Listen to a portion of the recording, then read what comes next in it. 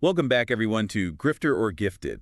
You know what we do here, right, Lear? We try to figure out if someone is the real deal or just really good at faking it. Exactly. And this time, oh boy, we've got a doozy.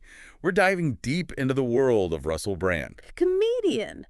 The actor. All the above. Yeah. But also, the self-proclaimed activist, the wellness guru, a guy who's always been kind of controversial. Yeah, never been one to shy away from pushing the boundaries. But now, things have taken a dark turn with those multiple sexual assault allegations against him. Really serious stuff. And we're going to look at it all. The investigative reports from The Times, Sunday Times, and Channel 4. We'll hear what organizations involved have had to say. And of course, what Brand himself has said in response. So let's get into it. Can we separate the man from the myth, the art from the artist?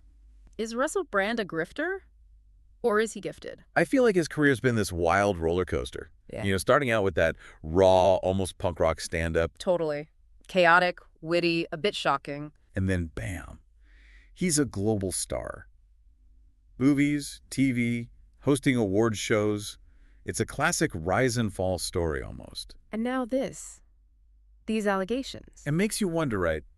Was this always there, lurking beneath the surface? Or is this something new, something that changed along the way? Well, let's rewind a bit. Go back to those early days. I mean, his stand-up was something else. Yeah, you could definitely see the tension between wanting to entertain and wanting to provoke, maybe even challenge the establishment. Yeah, from the beginning. Yeah. And that tension is at the core of what we're trying to figure out here, right? Was he using his platform to actually advocate for change?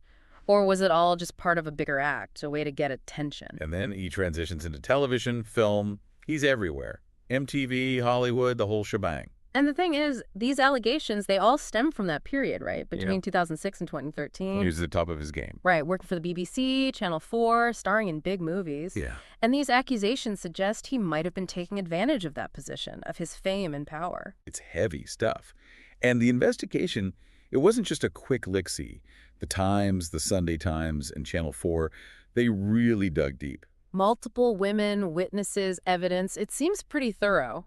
Yeah, and the details are pretty disturbing. Like Nadia, one of the women who came forward, alleges that Brand raped her after she went to his house late one night. And they even have this text message, allegedly from Brand, that seems to corroborate her story. And then there's Phoebe, who says she had a consensual relationship with Brand that turned into an assault. She describes being trapped in his bedroom, his anger, her getting fired afterward. And these are just two of the women. There are more. One woman claims Brand flashed her in his dressing room. And then there's Jordan Martin, who accused him of assault back in 2014 in her book. It all happened during their relationship in 2007. She describes a specific incident that allegedly took place in a hotel bathroom. It's important to remember that Brand completely denies all of this. He calls it a coordinated attack by the media. Yeah, he released a whole video statement. Yeah. But even in that statement, there's a lot to unpack. Oh, yeah. It's interesting how he brings up his past, his promiscuity, almost like he's trying to use it as a defense. I was very, very promiscuous, he says. But does that make it okay? Does being promiscuous give you a free pass when it comes to consent? That's the question, right? And this is where it gets really interesting because it's not about judging his personal life, but understanding how power dynamics can play out in these kinds of situations. Especially with someone like Brand, who's built a whole career on pushing boundaries, challenging norms. So where's the line? Where does being provocative cross over into being predatory? And that's what everyone's trying to figure out. It's not just about the allegations themselves, but what they mean for his work, for everything he's built. Yeah, can you really separate the art from the artist?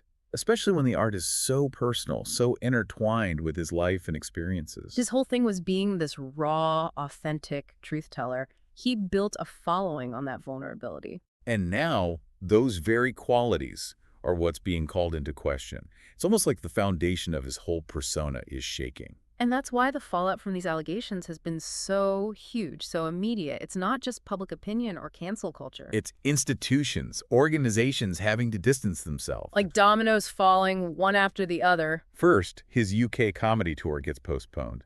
I mean, can you imagine trying to be funny with all this hanging over your head? Right.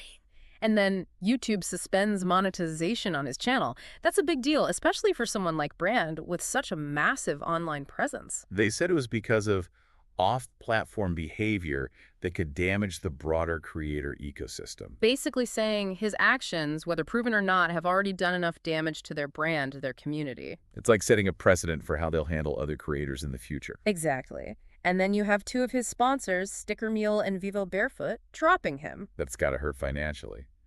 But it also shows how brands are viewing the risk of being associated with him. It's interesting, though, that Bluebird, a publisher focused on self-help and wellness, also paused work with him. You'd think they'd be all about second chances, redemption. But that's the thing, isn't it? Can someone who promotes self-improvement and accountability be accused of this kind of misconduct and still be credible? Yeah, it kind of throws the whole self-help industry into question.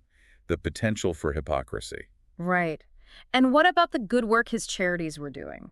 Several organizations, including Trevi, which supports mothers struggling with addiction, cut ties with him. And even his own charity, the Stay Free Foundation, is under investigation by the Charity Commission. They expressed concerns about its governance and financial management. It's a big deal to have your own charity. Something you created to do good be jeopardized by your own actions. It really hurts his credibility. Totally. And it's not just charities. Amnesty International, who collaborated with Brand on some events, urged any women with concerns to come forward. Then you have Channel 4 and Benny J UK launching their own investigations into his behavior while working on their programs. Wow. The Metropolitan Police are also encouraging victims to come forward. This story is far from over. Yeah, it seems like every day there's something new. It makes you wonder, in a world where we're constantly bombarded with information, with these larger-than-life personalities, how can you tell who's genuine? Right? Who's putting on an act? Who's actually walking the walk? It's even harder these days with social media and everything, especially with someone like Brand, who built his career on challenging the status quo, being this charismatic, outspoken figure. Yeah, those qualities can be used to deflect criticism, manipulate situations. Which brings us back to the heart of this deep dive. Hmm. Is Russell Brand a grifter, using his charm and intellect to hide his true intentions? Or is he genuinely gifted, a flawed individual who, despite his shortcomings, was trying to make a positive impact? Or maybe it's not so black and white. Maybe it's a bit of both. It's a lot to take in. I'm sure you're probably thinking the same thing. What are we supposed to believe? Well, that's the beauty of critical thinking. We don't have to jump to conclusions. We can look at the evidence, consider all the different perspectives, and form our own opinions. It's about understanding the nuances, the complexities of human behavior. It's tough to navigate truth and accountability in this world obsessed with celebrity and influence. And we have to be careful not to rush to judgment. But at the same time, we can't ignore the experiences of those who have come forward. It's a delicate balance. It is. And it's a balance we need to maintain as we try to understand what these allegations mean for his legacy. Yeah, what happens to his past work, his message of self-improvement, his advocacy for mental health? Do those messages lose all value if the messenger is flawed? Can we separate the message from the man? Big questions. Tough questions. And I don't think there are any easy answers. But they're questions worth asking. It's like we're dealing with two different Russell Brands. Right. On one hand, you have the guy who's talking about social justice, railing against corporate greed. Encouraging people to be more mindful, more compassionate. And then on the other hand, you have this guy who's accused of using his power to exploit women. It's a tough contrast to reconcile. It really makes you think, how much of it was genuine? How much was an act? Was his advocacy work real? Or was it just another way to build his brand, make himself look good? I think that's what a lot of his former supporters are struggling with right now. That feeling of betrayal, of disillusionment. It's a reminder that we can't just blindly idolize anyone, no matter how inspiring their message is, no matter how charismatic they seem. It's hard. Especially for people who found comfort, guidance in his work. Yeah, if someone who talks about self-improvement and accountability can allegedly behave this way, what does that say about the rest of us? That makes you question everything. Who can you trust? How do we even measure someone's character? And it brings up the question of redemption. Can someone who's done harmful things truly change? Can they become a force for good?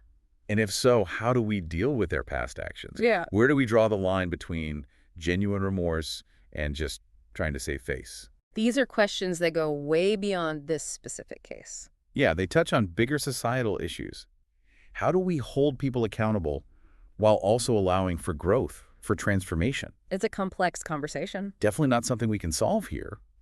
But what we can do is encourage you to think critically. Yeah, to question your assumptions, Don't just take things at face value. especially when it comes to people who act like they have all the answers. Right, those slick, charismatic types. It's easy to get swept up in the allure of someone like Russell Brand. He's funny, he's smart, he can be incredibly passionate. But charisma can be used for good or bad.